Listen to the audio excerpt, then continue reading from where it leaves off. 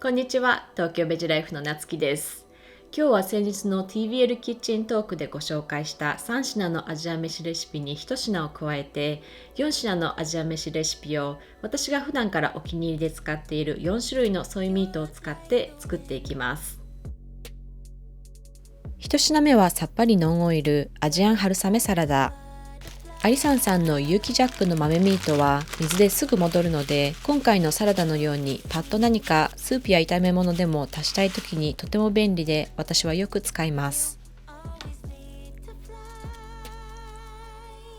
サラダのドレッシングはライム1個の絞り汁、塩麹小さじ1、醤油小さじ1、鷹の爪1/2本を輪切りにして合わせます。水で戻して水切りしたソイミートを加えて、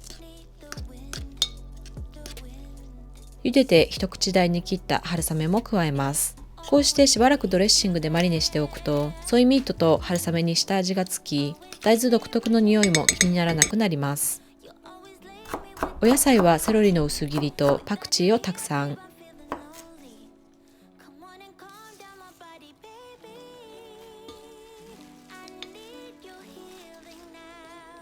ピーナッツをトッピングすれば出来上がりです。ノンオイルでさっぱりしているので、味が濃いめのアジア飯の箸休めにぴったり。セロリの他にもキュウリやもやし、水菜などもいいですね。お好きなお野菜でお試しください。2品目は簡単にさっとできて本格味、青菜のオイスターソース風炒め。カルナーさんの大豆丸ごとミート、細切りタイプはお湯に入れて弱火で5分ほど茹でて戻します。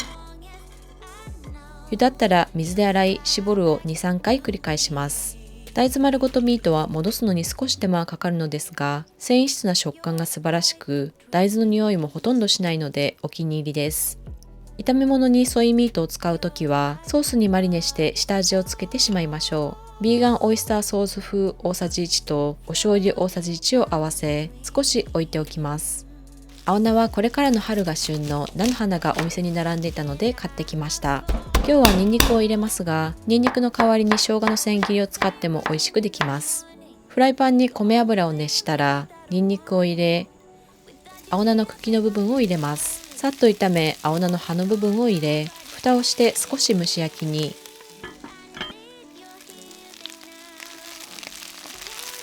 あとはソイミートをソースと一緒に入れて炒め合わせるだけ。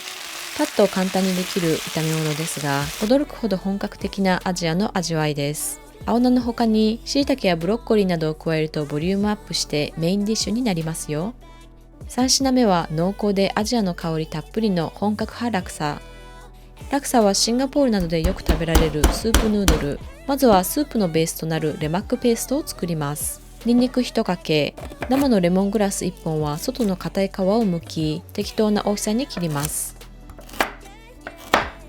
タイの生姜ガランガル2センチほども適当な大きさに、紫玉ねぎ小1個も適当な大きさに切ったら、すべてフードプロセッサーまたはブレンダーに入れます。お水1/4カップを加えて滑らかなペーストにしていきます。危うく忘れるところでしたが、一晩浸水させておいた生のカシューナッツ1/4カップも加えます。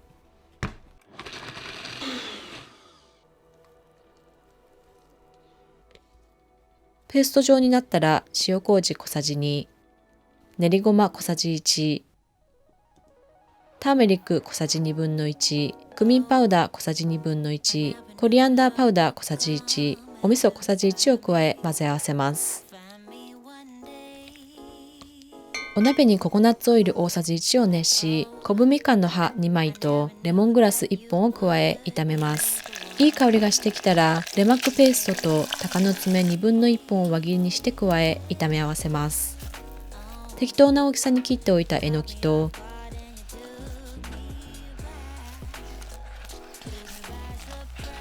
お水1/2カップを加えて、カルナーさんのクイックソイ半パックほどを加えます。クイックソイは戻さずにそのまま使えてとても便利。食感も完成度が高いですよ。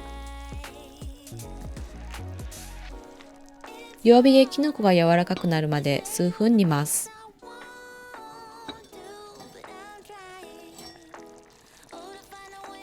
あとはココナッツミルク1/2缶を入れればスープの完成。味を見て必要に応じて塩を足してください。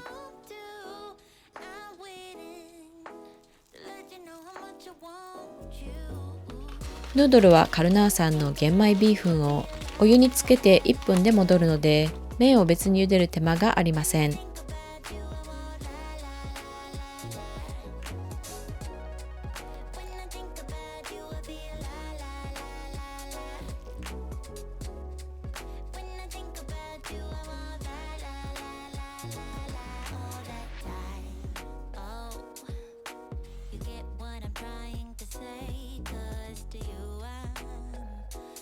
スープと合わせてお好みでもやしやパクチーをトッピング。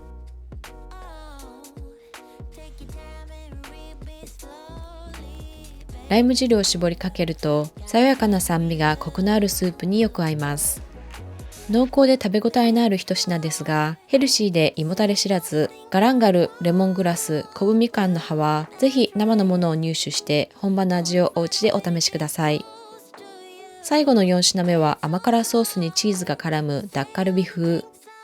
畑のお肉は長野県で生産されているソイミートで、地元のスーパーで出会ってからよく使うようになりました。水に浸して柔らかくなったらよく水気を絞ります。畑のお肉は崩れやすいので茹でで戻すのはおすすめできませんが、なるべく大豆の匂いを抑えたい場合は洗って絞るを何回か繰り返すといいでしょう。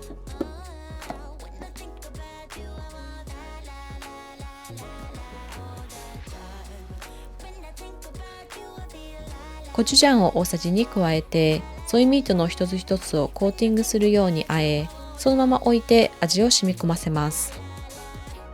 お野菜は人参小1本を薄切りに、キャベツ4分の1個は一口大に、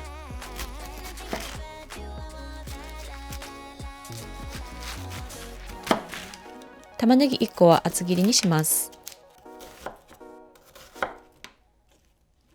フライパン、多人鍋、ホットプレートなどに油を熱し、お野菜を入れて蒸し焼きにしていきます。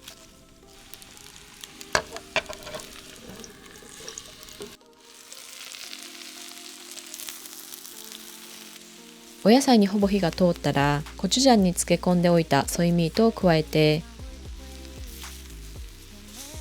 お醤油を少々垂らします。上にビーガンチーズをたっぷりと乗せて、蓋をしてチーズが溶けるまで蒸し焼きにします。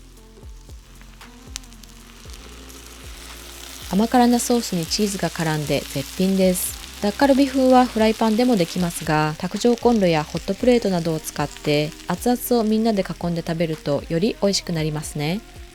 いかがだったでしょうか。今日は4種類のソイミートを使ってアジア飯レシピ4品をご紹介しました。ソイミートはいろいろな種類が出ていて、下処理のコツをつかめばとても美味しくいただけ、常備品として重宝しますので、いろいろなお料理に使って試してみてください。それでは See you next time!